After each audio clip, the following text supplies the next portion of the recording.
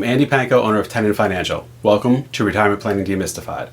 Deciding when to start Social Security benefits is probably one of the most complicated and multifaceted decisions in all of retirement planning.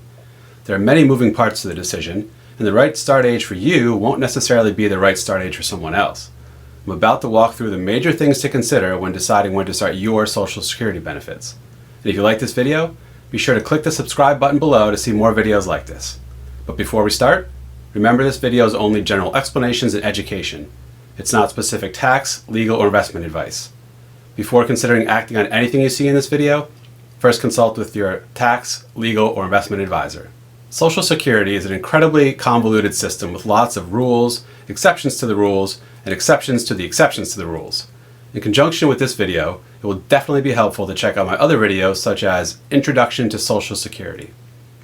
Before we get into it, I want to frame the discussion a bit by saying you can't simply treat Social Security as or compare it to a traditional investment.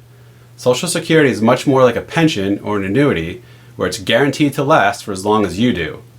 And there is inherent value in the stability and certainty of that guarantee. Traditional investments like stocks, bonds, and mutual funds simply cannot provide that guarantee. In other words, they can be outlived. With that in mind, I don't feel it's fair or meaningful to try to do a side-by-side comparison of Social Security with a traditional investment, because Social Security is not an investment.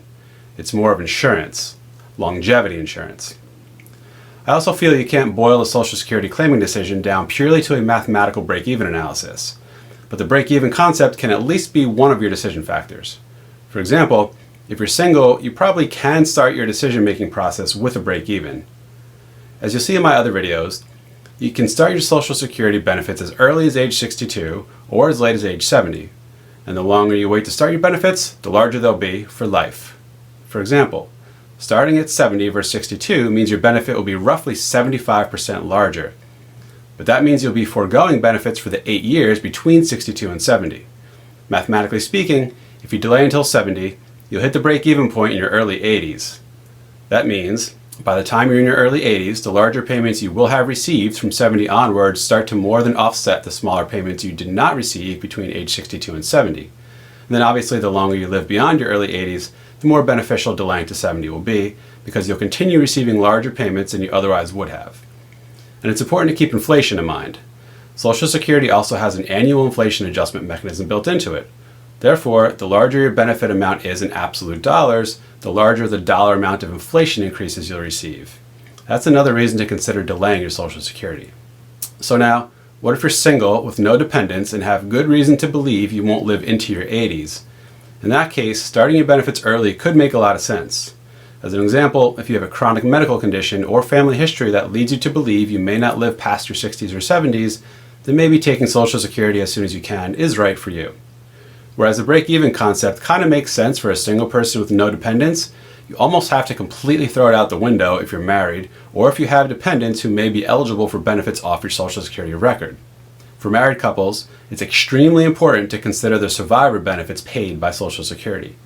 With survivor benefits, when one spouse dies, the surviving spouse will receive the higher of his or her own benefit or the benefit the deceased spouse was receiving or could have received. For example, let's assume a husband has a monthly benefit of $1,000 per month based on his work record, and his wife, who was a higher earner in the relationship, has a monthly benefit of $3,000 based on her work record. If the wife dies first, the husband's monthly benefit will step up from $1,000 to $3,000. On the other hand, if the husband dies first, the wife will simply continue to receive her own $3,000 per month benefit, and the husband's benefit will stop. As you can see, regardless who dies first, the surviving spouse will receive a monthly benefit of $3,000 for the rest of his or her life. So then, how should survivor benefits play into a Social Security claiming strategy if you're married? Generally speaking, it's usually best for the higher earning spouse to delay his or her benefit as long as possible to make sure that benefit is maximized for whichever of the spouses ultimately lives longer. As for the historically lower earning spouse, there's more flexibility as to when to start benefits. In addition to survivor benefits paid after your death, Social Security may also pay what's called auxiliary benefits, which are benefits paid to others off your record while you are alive. Your spouse, minor children, disabled children, or dependent parents may be able to receive benefits off your Social Security record. However, in order for any of them to receive any benefit, you need to have first started your own benefit. The math and analysis behind factoring in auxiliary benefits can get pretty complicated. But the point is, if you have a spouse, minor children, disabled children, or dependent parents, not fully delaying your benefit could make sense when you factor in the value of benefits your other family members may get off your record. So, if any of these auxiliary benefits would potentially apply to you, you have to carefully consider the value of delaying and maximizing your own benefit versus claiming your benefit early and maximizing the benefits paid to your family members. Another factor to consider in your decision of when to start Social Security benefits is your legacy goals. In other words, how important is it to you to leave money to other people or organizations after your death? If leaving a large legacy is one of your main goals, then maybe it makes more sense for you to start your Social Security early so as to minimize how much of your other assets you'd otherwise have to spend down during the years you aren't receiving your Social Security. And on the other hand, if you have no particular legacy desires, spending down some more of your nest egg during your 60s to delay Social Security could be a smart move.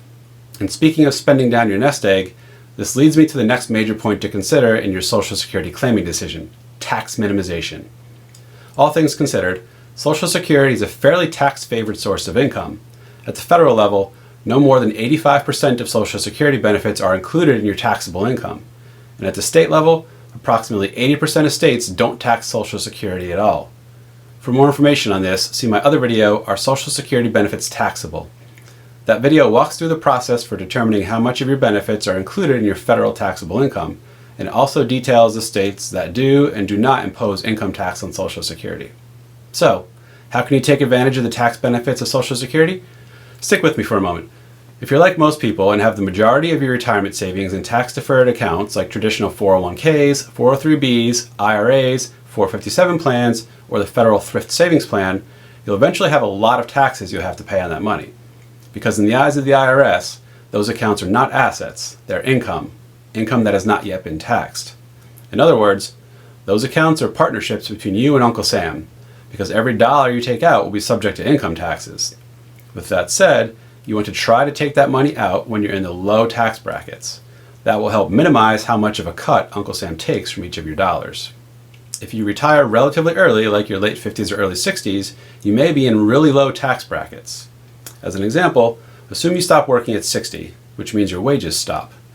Other than some interest on your bank accounts and maybe a little bit of dividends or capital gain activity from your brokerage account, chances are you won't have a lot of other income at that point, especially if you don't have or haven't yet started a pension. Since your income will be really low, you'll be in the lowest tax brackets. That could be a perfect time to start pulling some money out of your tax-deferred accounts to cover your living expenses to help you delay Social Security. For example, if you could pull out enough tax-deferred money to fill up your 10, 12, and maybe 22% tax bracket, that may be much better than just letting the money sit there and continue to grow, because the IRS will eventually make you start taking the money out. As of current legislation, you need to start taking money out of your tax-deferred accounts in the year you turn 72. At that point, you won't have a lot of control over the taxability of your income because you'll have to start taking money out and paying taxes on it. And who knows what taxes will look like in the future. So why not take out some money now while you have control over how much to take out, when to take it out, and which tax brackets will apply. The point is, spending down some of your tax-deferred portfolio to delay Social Security could have powerful tax minimization benefits. First, it could help you better control the taxability of your nest egg by opportunistically paying less taxes now than you otherwise would in the future. Also, it basically allows you to have more of your future income come from Social Security as opposed to your tax-deferred portfolio assets. Like I mentioned before, Social Security is taxed more favorably than other sources of income, especially compared to withdrawals from tax-deferred retirement accounts. The next thing to consider before starting your Social Security benefits is whether you'll still be working. Social Security is keyed off something called your full retirement age, or FRA. As detailed in my other videos, full retirement ages range between age 66 and 67.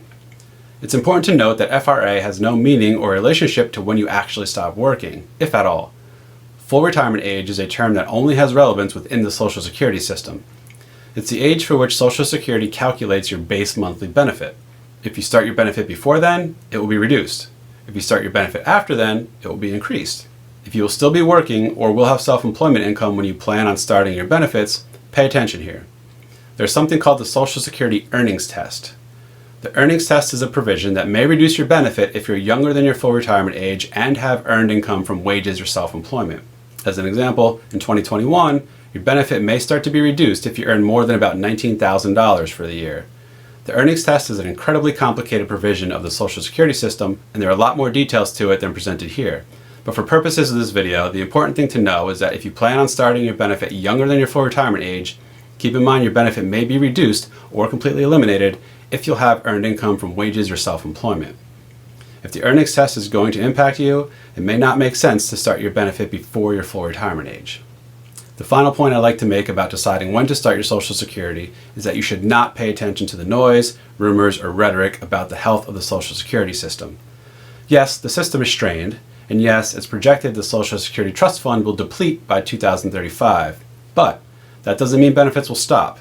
In the worst case, if there was no changes made to bolster the system, it's projected that benefits would have to be reduced by about 20% when the trust fund eventually runs out. Now granted, a 20% reduction is not good, but it's much better than benefits stopping altogether. So, definitely don't start your benefits early simply because you're afraid Social Security is going to run out, because that's simply not true. For more information about the health of the trust fund, projections of what may happen, and some ideas on how to fix the system, check out my other video, Will Social Security Run Out of Money? After watching that video, I'm confident you'll see you have no reason to think Social Security is flat out going away at any point.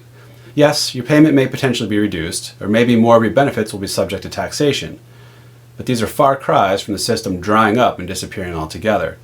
So don't let all the ill-informed chatter influence your decision of when to start your benefits. Well, that's it for the main factors to consider when deciding when to start your Social Security benefits.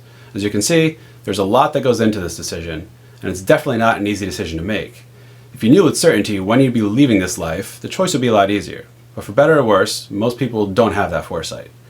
With that said, I hope this video gives you a lot of food for thought in helping you decide when it's best for you to start your Social Security benefits. If you haven't already, subscribe to this channel so you can be the first to know when new videos are posted. And don't forget to subscribe to my monthly newsletter, Retirement Planning Insights, which provides informative retirement planning tips and info. Also, be sure to join my free Facebook group, Taxes and Retirement, where you can learn all about tax-efficient retirement planning. Thanks for watching. I'll see you soon.